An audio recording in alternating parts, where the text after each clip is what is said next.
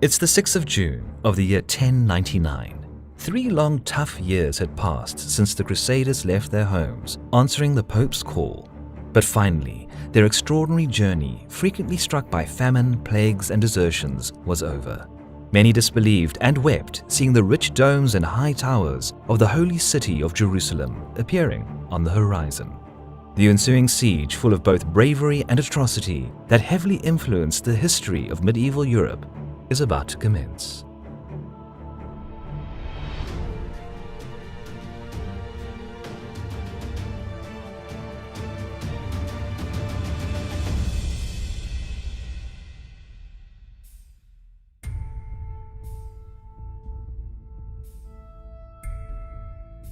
It's been some weeks since the miraculous Crusader victory over the Turkish relief force on the fields near Antioch, which saved them from impending failure. The capture of the city temporarily eased provisioning problems, yet the Europeans lingered around Antioch for several months after the siege. There were many viable reasons for such a state of affairs. Firstly, marching through the arid lands lying south of Antioch during the hot summer wasn't considered a good idea, especially by the poor participants, who would likely suffer the most. Secondly, plague descended on the city, which weakened Count Raymond's health and took the life of the papal legate Adhemar le Puy. It was a significant loss for the Latin army, as the cool-headed bishop Adhemar often served as a conciliator in the endless quarrels between the Frankish lords. His death essentially undermined the already fragile cooperation between the leaders, particularly Raymond and Bohemond, who still quarreled over the fate of the recently conquered city. The latter already titled himself as the Prince of Antioch within the safety of the occupied citadel, and refused to participate any further in the expedition. Raymond had obviously made efforts to convince the Norman leader to give up his personal ambitions, and even messaged Emperor Alexius to join the Crusaders and reclaim the city, but to no avail. Thus, the crusade stalled for months, with the only notable exception being the nearby city of Murat, which was captured in December. Eventually, the unrest among the lower-ranked knights and officers, who threatened their leaders with tearing down the walls of Antioch if they did not resume the crusade, forced Raymond and Godfrey to march out. While the bulk of the Latin army departed Antioch in the middle of January 1099, the now unhindered Bohemond could lay the groundwork for his new domain. Meanwhile, the crusade marched south along the coast and soon found that many petty emirs who, rather than fight the invaders, opted to pay tribute to keep their towns unharmed. The Seljuk Turks already realized that the goal of the crusade was not total conquest, well, at least not directly, but in specifically reclaiming the holy city from Muslim hands. It's worth noting that when the Latin army besieged Antioch in 1098, the Fatimid Caliphate of Egypt captured Jerusalem and its surroundings. Thus, the Seljuk Turks, who were at war with the Fatimid, had little interest in actually stopping the Crusaders. Consequently, after 5 months of relatively easy travel through Palestine, the Europeans reached the port city of Jaffa, where their route turned inland, straight to Jerusalem. But as soon as they started to move east towards the holy city, the news about a Fatimid army assembling in Egypt arrived. Additionally, the wells on their way were either buried or poisoned, and many of the trees were cut down. Some uncertainty arose within the Crusader ranks, as the area was inhospitable, the enemies were gathering, and it was again the middle of the blistering summer. But the final goal was so close that even such major concerns couldn't stop them. On the 7th of June, about 2 years since departing Constantinople, the Prince's Crusade eventually reached its final goal, the holy city of Jerusalem, and set camps around its walls.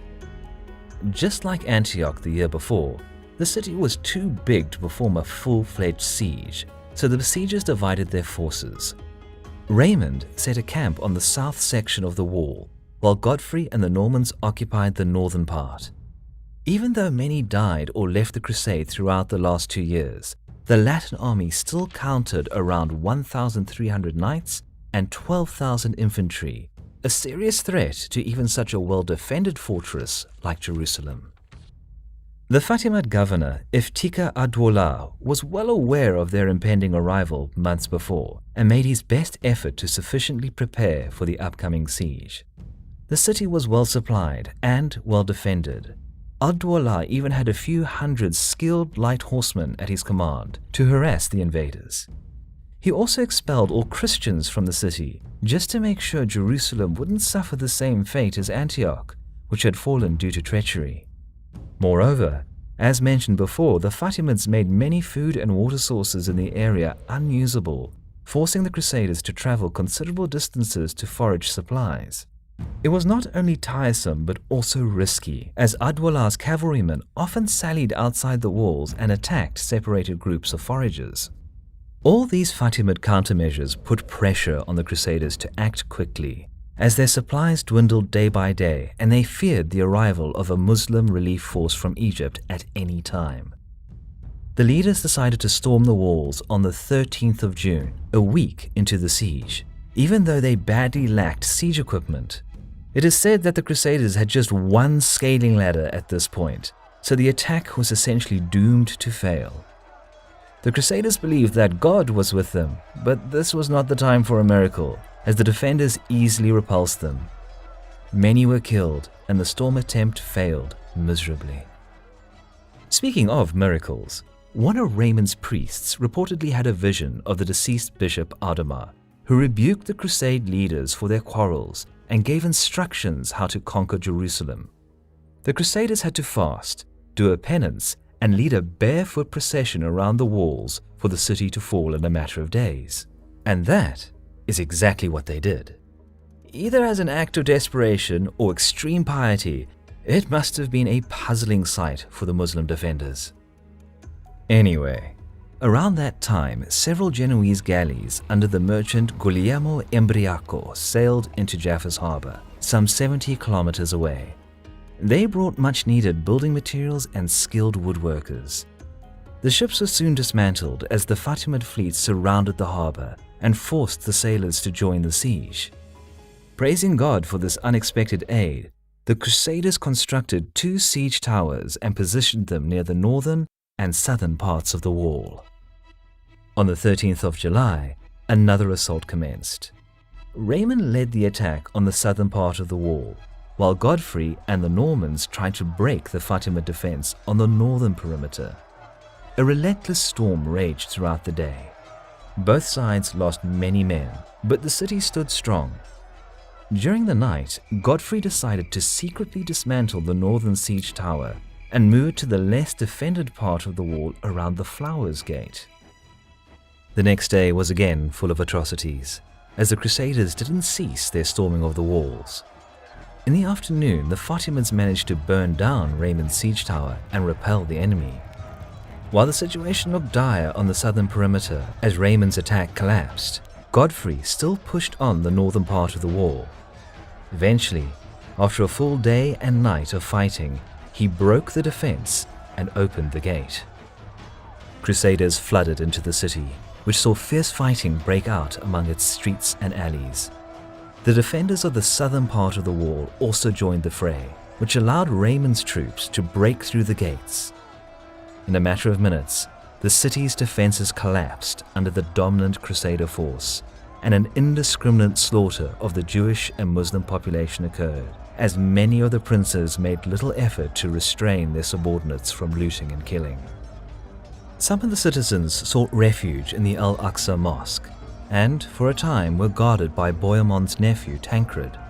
But while he was busy in another part of the city, the bloodbath spilled into the mosque as well. The Fatimid governor ad-Dawla surrendered to Raymond with his retinue and was granted safe passage south, yet not many had the opportunity to surrender directly to the noble Frankish lord. It's hard to tell exactly how many people were killed in taking the city, but the streets of Jerusalem were awash in blood. Many chroniclers later noted the sheer brutality committed that day, even by medieval standards. Almost 4 years had passed since Pope Urban ignited the idea of a crusade to reclaim the Holy Land, and finally their ultimate goal was accomplished. Yet the story doesn't end there, A formidable army commanded by Fatimid Vizier al-Afdal was already marching through Sinai to challenge the army of the West and win back Jerusalem. The final battle of the Crusade is yet to be fought.